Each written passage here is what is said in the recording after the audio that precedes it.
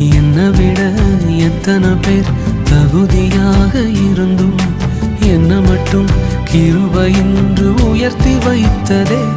உங்க கிருபை என்னை வாழ வைத்ததே. உங்க கிருபை என்னை தூக்கி சுமக்குதே. உங்க கிருபை என்னை வாழ வைத்ததே. உங்க கிருபை என்னை பாட வைத்ததே.